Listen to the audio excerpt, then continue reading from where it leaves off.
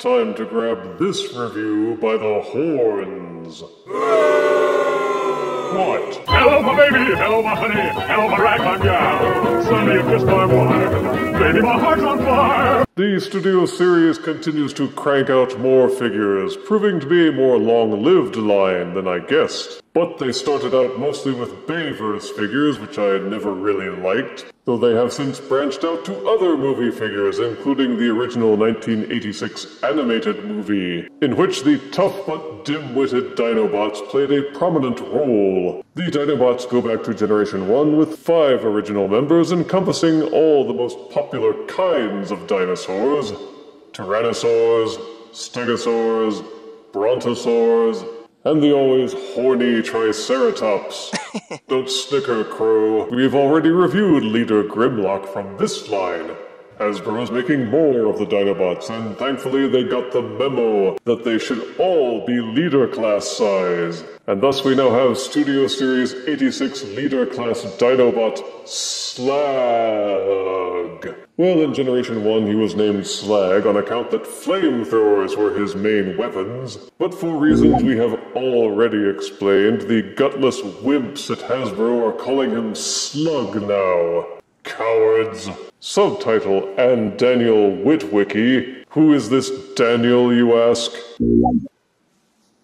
Anyway, check out the figure in his leader-size box with character art repeated on the side panel. Both modes are exposed on the back, and yet another look at the art on the other side panel. Now let's get Slag out of his box and review him properly. Slag. Out of box, Studio Series 86 comes with this cardboard diorama backdrop, which depicts the Pit of Judgment scene from the 1986 movie. Also included is this weapon accessory, his statless instruction booklet, and Daniel Witwicky. Well, let's get this Daniel junk out of the way first, I suppose. Studio Series Leader Class Grimlock came with a mini wheelie accessory, and Slug comes with a mini Daniel accessory. And like Wheelie, this thing stinks. It's meant to represent the transforming exosuits which Spike and Daniel used in the movie, and as you can see, they didn't even use a transparent dome with a mini Daniel head as depicted in the box art.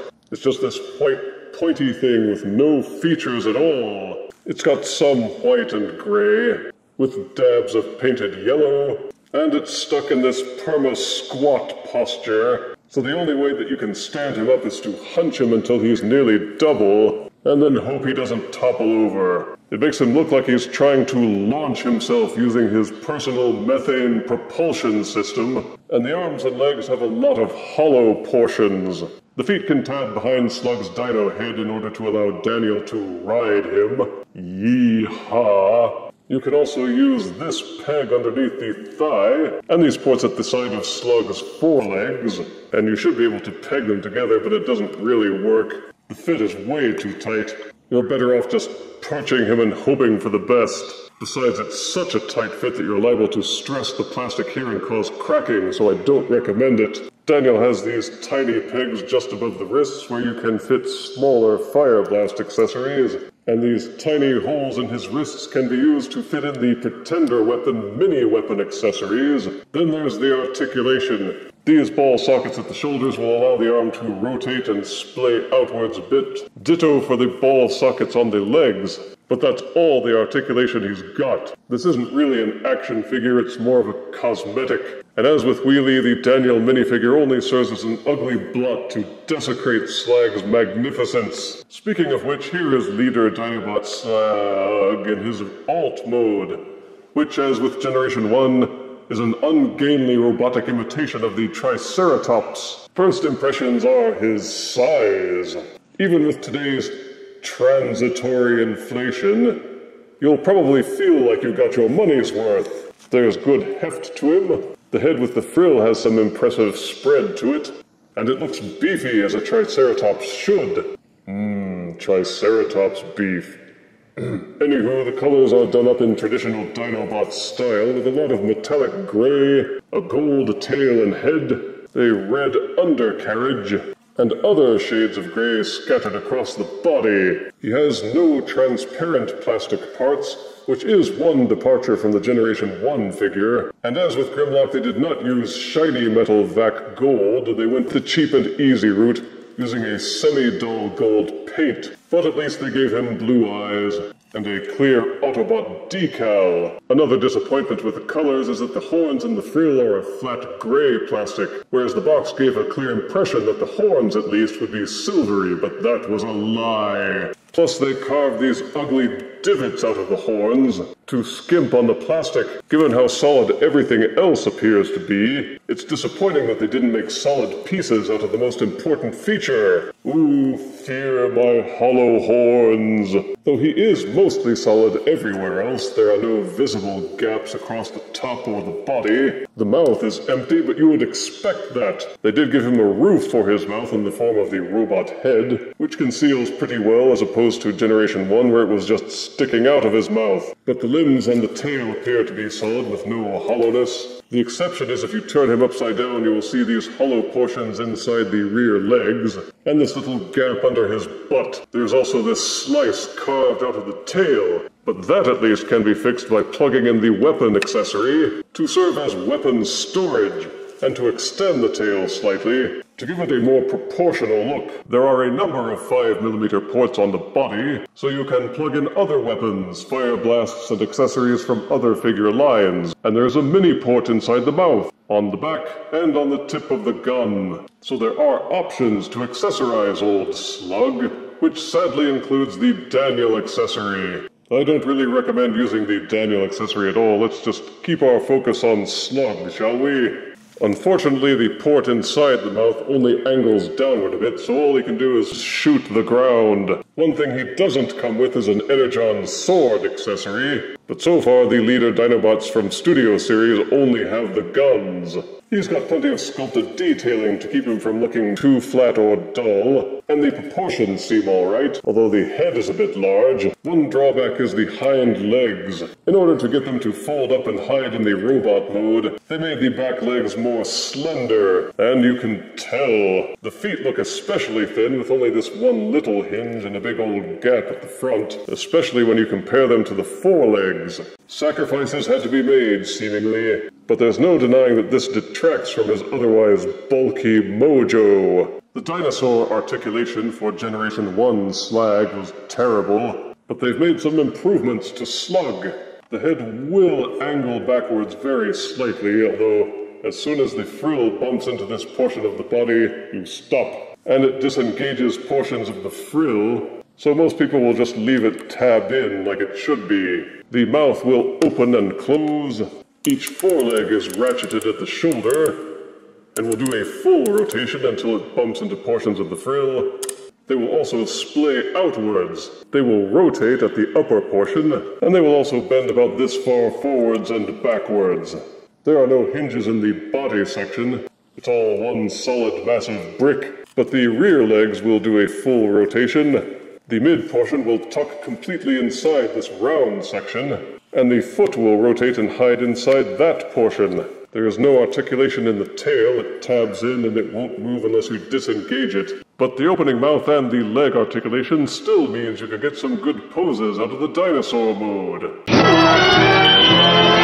Slug's transformation is more complicated than Generation 1, but not so hard that you can't puzzle through it, and with satisfying results. Start by removing the accessory from the tail. Then, while he's flipped upside down, fold the feet of the rear legs until they are tucked inside the thighs. Then fold the thighs until they hide inside this round portion. This will be a familiar step to all you Generation 1 fans. You untab the sides of the dinosaur armor and flip them up to become wings. Whee! The tail is tabbed into these portions at the back. Untab it and pull it loose. Then these hinged sections at the top unfold. When transforming to Alt mode, these two small tabs on the inside of this hinge peg into corresponding grooves on the insides of the legs. It takes a bit of fussing to align them, but eventually they do tab in. Disengage when transforming to robot mode. Flip the tail up and out of the way a little bit. Going to the front, you untab these sections of the frill. and swing this portion of the chest down like a drawbridge. These portions of the chest hinge outwards. There's an accordion hinge set on the inside near the frill. Angle each of these portions outward to expand Slug's chest size. This portion of the head disengages and folds down to tuck inside the chest. Fold up the robot head, then clamp this portion of the chest back in place. You take these portions of the frill and fold them downwards. Rotate down the arms. The robot fists fold out from inside the forelegs. Spin the wrists around so that the fists are pointing up. Repeat for both sides. Hinge the dinosaur head to form his protective helmet. Returning to the back, the wing and the tail apparatus are all connected together. They hinge upwards and out of the way. This will give you clearance to transform the legs. If you look underneath, you will see that the robot feet are here, and that they tab into this portion of the pelvis. These tabs and grooves separate. Then unfold the shins. Then you can plainly see that the pelvis is here. Just rotate the legs downwards and straighten out the knees. Give the lower body a 180-degree twist. Then at the back of the legs, these little portions flip upwards. Tilt the ankles inwards. This will release these circular portions and give them the clearance that they need to fold inside the robot shins. Fold the ankles back, tab them into place, and fold this section back down.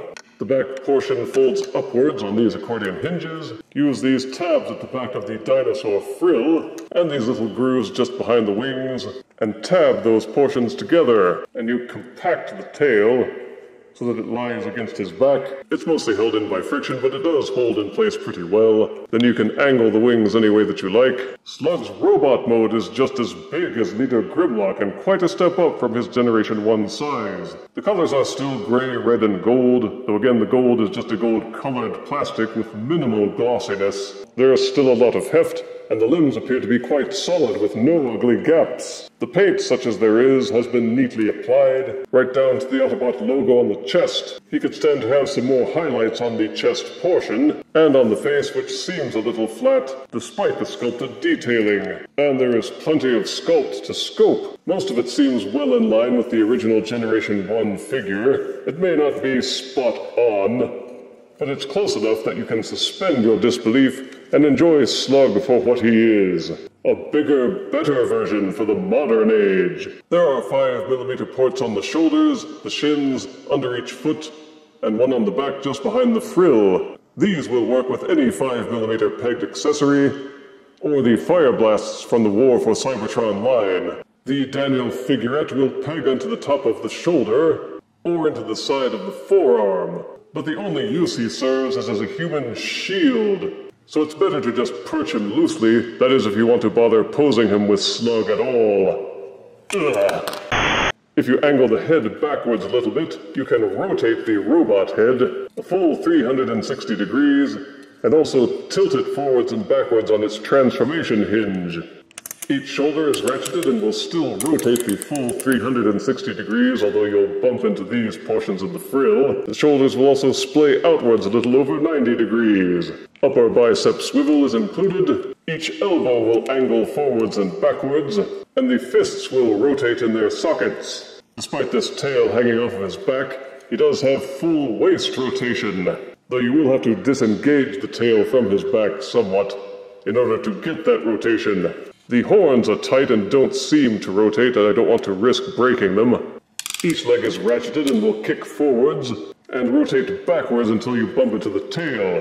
The hips will splay outwards for high step and kicks. There is an upper thigh swivel, and each knee is double jointed, so you can budge up his legs for those action leaping poses. Hooah! The ankles will untab and tilt from side to side, so you can do wide ankle stances, and you can angle the wings forward and back at will, and so the posing is excellent, much better than Generation 1, and all the much better because his dinosaur tail doesn't stick out like it did in Generation 1. Ugh. For size comparison, here is Studio Series 86 Dinobot Leader Slug, next to Studio Series 86 Leader Grimlock. Here is Studio Series Leader Dinobot Slug, next to Iron Diebot Sever. And here is Dinobot Studio Series Leader Slug, next to a delicious roast turkey. Studio Series 1986 Grimlock was a good figure, and so is Slug.